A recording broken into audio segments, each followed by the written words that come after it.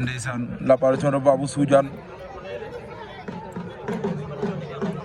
waaw Babou Soudiane fait son entrée ici à Mbello Nguith koni Babou ndeysaan mu ngay yëngal xale bi confiance la dugg séedee ndeysaan Babou Soudiane ngoog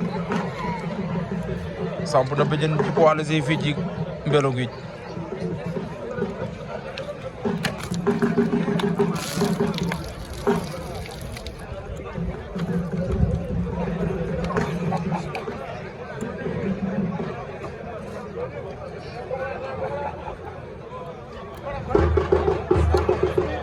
ndeysaan Babou Soudiane ngoog